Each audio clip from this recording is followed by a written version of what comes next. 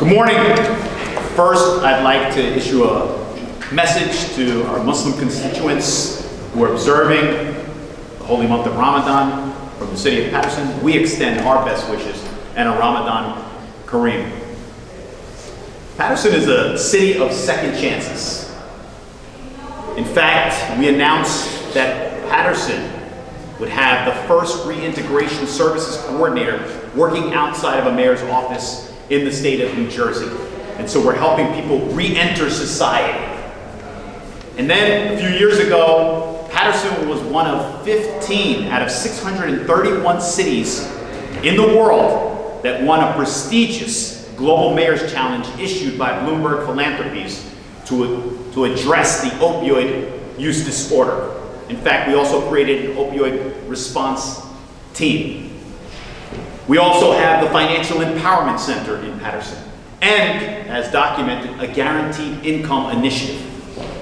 We've often said that you can't arrest all of your problems away, that police are not the only answer when it comes to public safety, that you have to take a compassionate and holistic approach to public safety.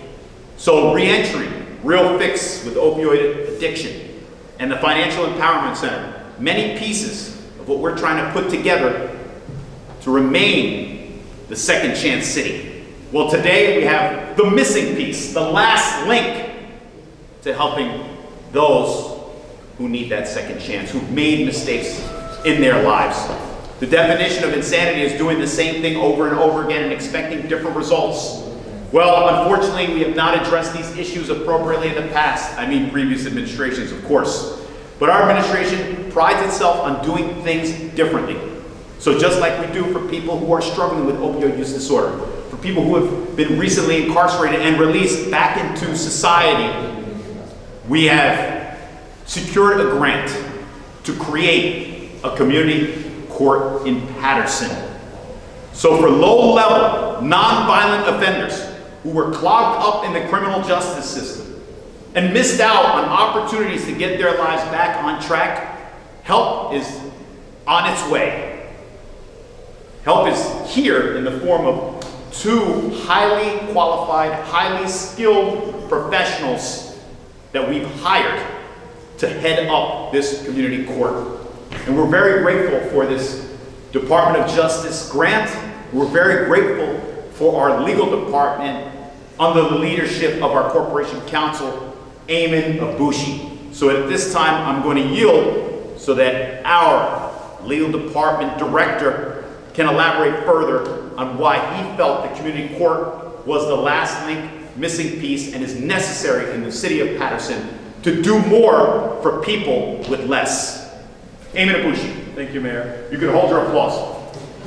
First and foremost, thank you, Mayor, for helping implement this initiative. Thank you, Councilman Velez, and the entire City Council for buying in. When I came here, one of the glaring omissions in our great city was a community court. And what is a community court? It gives people who need a second chance that second chance. It gives people an off-ramp before they get clogged up in our criminal justice system. And I'm proud to stand here today with the Mayor and Councilman Velez and all the individuals up here, including Aymen from my office who's helped spearhead this, to announce that we've hired individuals and we're taking the next step with our community court, hopefully looking to launch very, very soon. And so our community court is going to be a center of resource. Individuals that come into our criminal justice system will have an opportunity to address the root causes of their presence in our criminal justice system. If there's a housing issue, we will work to address the housing issue. If there's a food insecurity issue, we will work to address that. If there's an addiction issue, we will work to address that issue as well, so that these individuals can be taken out of our community court, and the people that belong there actually will stay there. Additionally, our goal is to expand upon this. Our community court initially will provide these services, but we look to partner with our resources in our community.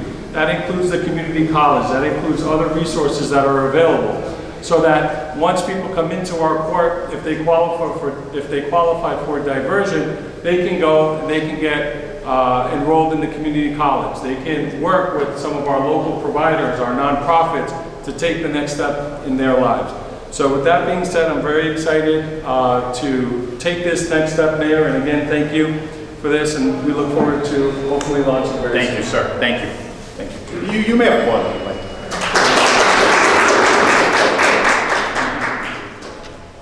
Earlier I mentioned second chances. We've just been joined by a woman who works outside of my office. She is our Reintegration Services Coordinator. And when our attorney, our Corporation Counsel talks about alignment, this is where we see that alignment. And so at this time, I'm going to yield the floor to our Reintegration Services Coordinator who provides reentry services for people recently released from prison or jail, and that is Valeda Hall. Please, Valeda.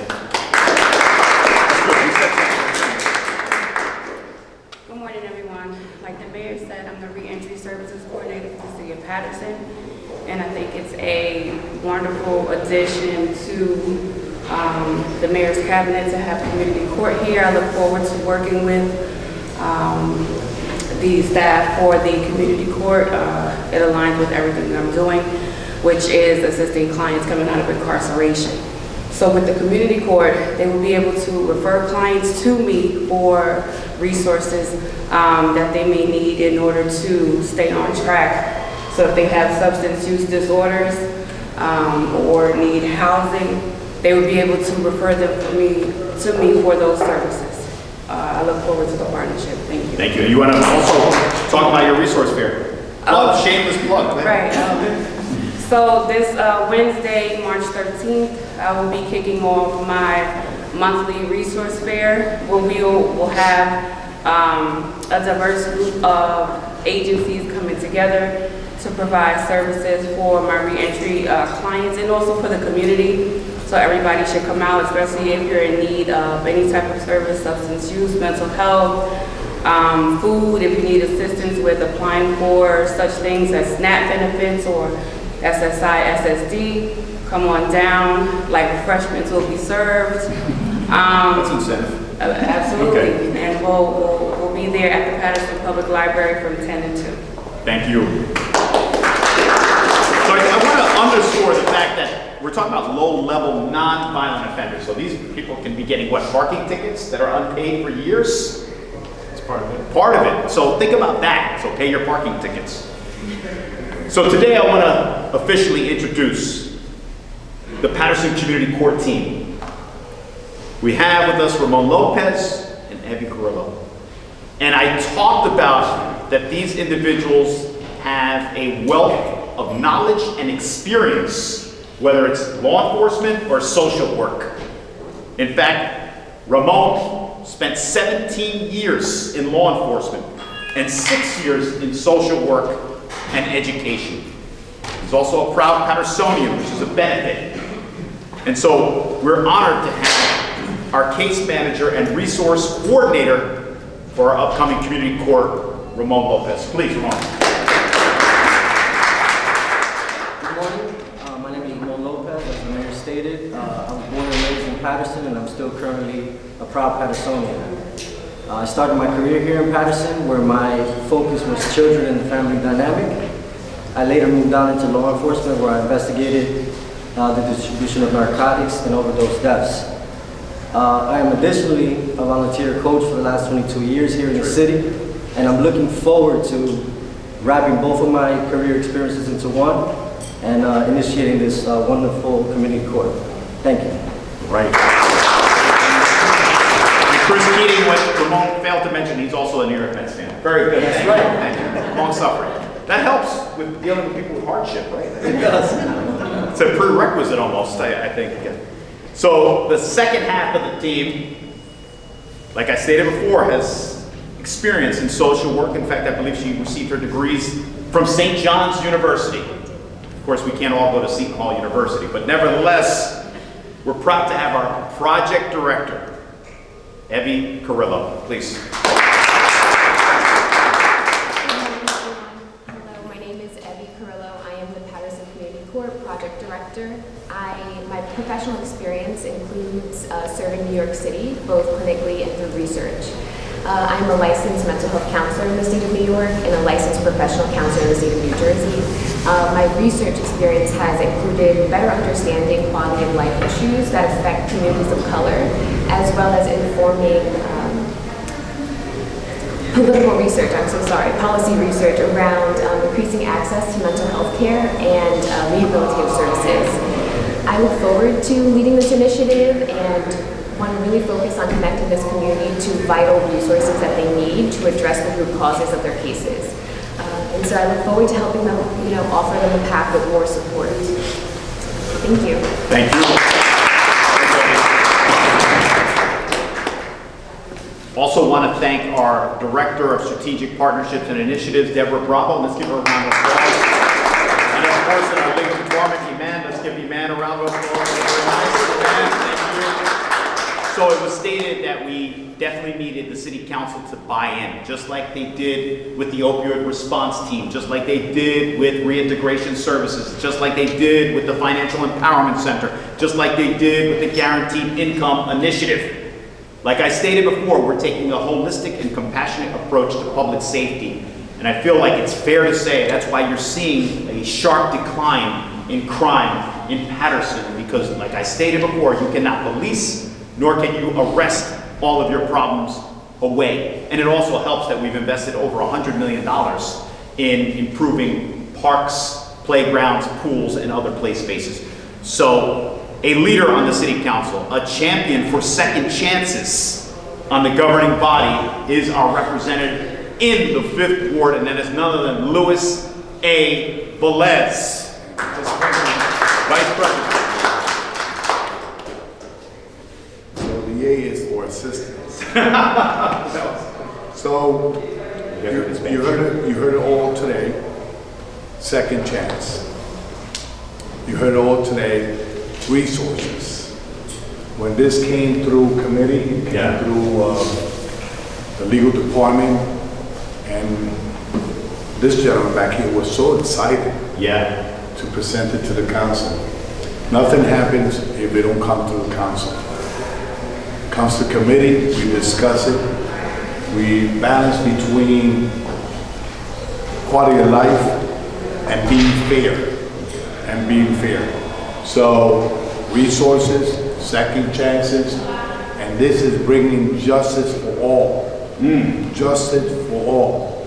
And I think the community, the black and brown community, that things that we don't think on them, we thinking on them. Because most affected are black and brown communities. Let's be honest. So we are thinking on them, we're bringing justice for all. Take chance and opportunity that the city is giving you to be a better person tomorrow. A better person tomorrow. With all the resources in place and the compassion in place that comes from us, we bring justice for all. Damas y caballeros, esto es un programa que va a ayudar no solamente a aquellos que verdaderamente no lo necesitan, es lo que lo necesitan, las personas que se parecen a usted y a mí, personas que no tienen esa ventaja, tal vez de pagar un abogado, llevar un caso pequeño a una parte legal. Los recursos van a estar disponibles a través de este programa que será justicia para todos, y yo creo que la comunidad se verá beneficiosa en eso. And as I will say this last part, Lady Justice, it looks like blind, but it's not blind because we're not blind. We know the needs of the community. La mujer justicia parece que estuviera ciega, pero no está ciega. Nosotros tenemos visión para ayudar a aquellos más necesitados. Thank you, Mayor. Thank you for the team. That was good. I knew you could pull it off. So once again, I want to emphasize the fact that Paterson is a city of second chances, and that improving public safety requires a compassionate and holistic approach. And this is the last piece to what we're trying to do. Ultimately, our objective is to empower our residents. Ultimately, our objective is to provide access to resources that may not have been readily available in the past. But now, City Hall is essentially becoming a one-stop shop for people who've been recently released from prison or jail, for people that unfortunately are struggling financially, for people that have been struggling with addiction for far too long, and now for people who get caught up in the criminal justice system, not only clog the courts, but also impair their opportunities to advance in society. So I mean it when I say that the creation of a community court in Paterson represents a victory for those individuals whose only crime was that they didn't have the connection. Today, we're making that connection, and we're telling the residents that unfortunately got caught up in this system that help is on the way. Thank you. I'll take any questions relative to this topic, and then we'll talk about the weather. Chris, I saw you chomping at the bit. Can I have Mr. Aboushi, please? You're speaking about low-level offenders. Tell me, who in the community could be taking advantage of this? What type of situations are people in where they can say, oh, maybe I can be part of this program and get some help here? Great, thank you for that question. So we're looking at people who are low-level drug offenders, people who have addiction issues, people involved in petty crimes, petty property crimes, thefts, things of that nature. And what we're looking to do here is to deal with the root causes of these issues. And so these individuals will be screened to see their eligibility for our program. And if they're entered into our program, they will then go through it, be assessed, and be provided a list of things that need to be completed in order for them to finish the program. Will people actually have to qualify and be seen and interviewed to be part of this here? Yes, absolutely. There will be a screening process, and the individuals will go through that screening process. It will include members of the community court staff, as well as their attorneys, the defense attorneys, our prosecutors. And again, the goal here is to start with this, but maximize it. And what do I mean by that is people who have large fines and may have suspended licenses. We want the community court to be a place where people can come and seek redress for those issues without having to be arrested, with minimizing the amount of contact with our law enforcement partners, so that our court is a place where not only people can go in, but they can also come out and continue their lives in a meaningful way. Thank you. Thank you. Where's the facility operating? So actually, right now, we have these two professionals that are operating right inside of my office. So if you want to get B-roll of them on their computers, you can do that, of course, by all means.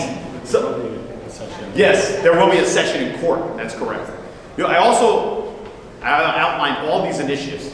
And Paterson, like I stated before, is a city of second chances, but also a city of solutions. We're not just like throwing up our hands and saying, wow, these are some of the problems that plague Paterson for far too long. It's like, what can we do differently? And we do take that divergent thinking approach. So Paterson is a city of second chances and a city of solutions. And we believe a community court can help us solve a lot of problems for a lot of people in Paterson. Any other questions relative to this topic? Okay, let's talk about the weather here. It's like that the department works with that crew over there. That's right. That's right. That's our legal department. We're well represented right now. Very good, guys. So, the river. Everyone is watching the river. Sayegh River. We're at a flooding stage. So it is crested at 7.5 feet. We did have flooding over the weekend. We actually rescued individuals over the weekend. We had to evacuate 5 people. 2 of them were on River and Montgomery, and 3 were on 5th Avenue. I want to emphasize that you should not drive into water. In fact, I've seen it on a number of news outlets. Turn around, don't drown.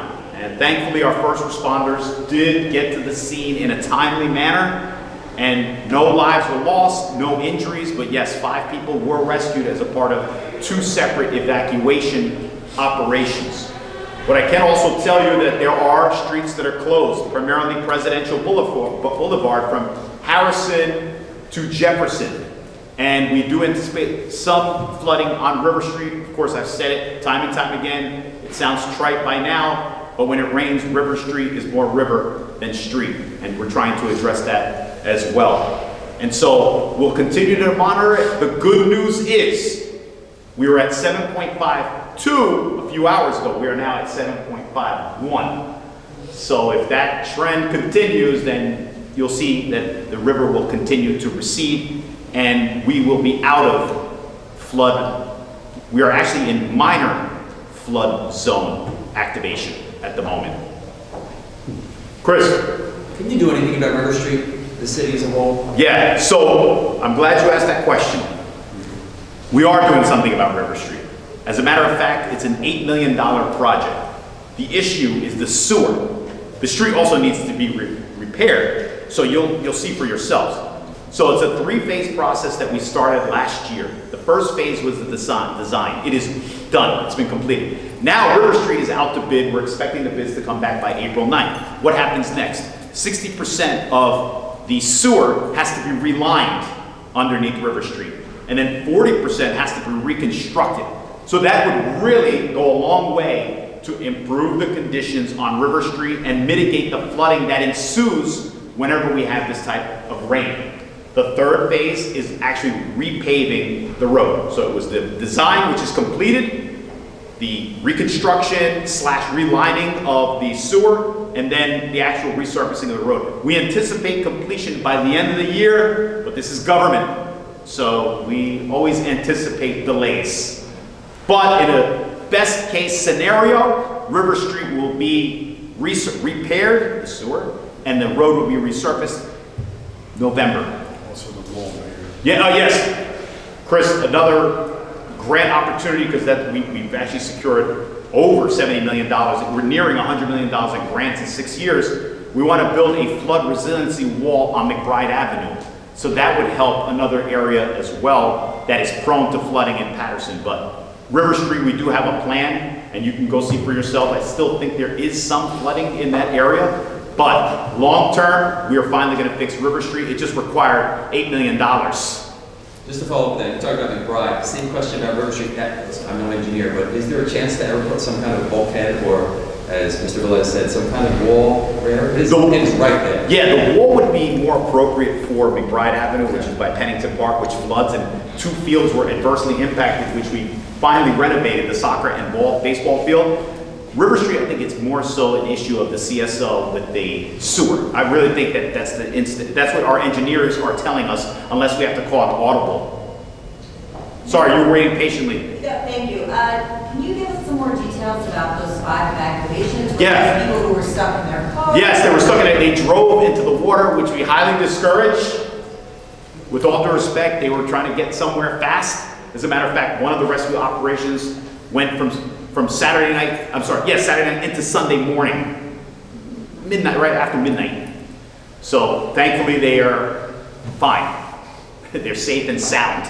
But again, it's a testament to the work of our first responders, our fire department coordinating with our police department. So we need the news outlets to continue to emphasize the fact that if you see a significant amount of water, steer clear, turn around, don't drown. That's happening. Yes, Natalie. Some business owners were complaining, and I need to do more research into this, but about the Dundee Dam. Actually, I did research on that. It's the Pompton Dam, which has been open since last week. So they were saying that it was open during the rainfall, and had it been open sooner, this may not have happened. Actually, yeah, I can refute that. It was open, according to our captain in the fire department, it was open last week. So you can relay that message to them. And how do officials decide when to open it, when it reaches or near capacity? Yes, I believe when they look at potential projections as far as rain is concerned, they make a determination based on that. Because we did anticipate over the weekend heavy rain. We're actually looking for the entire week to see what's going to happen Friday, but the rain isn't going to be as heavy later on this week. And they would not open it during rainfall? Would that be important? I believe that's a fair statement to make, although that's not my decision. Any other questions? Thank you for joining us. Stay dry, everybody.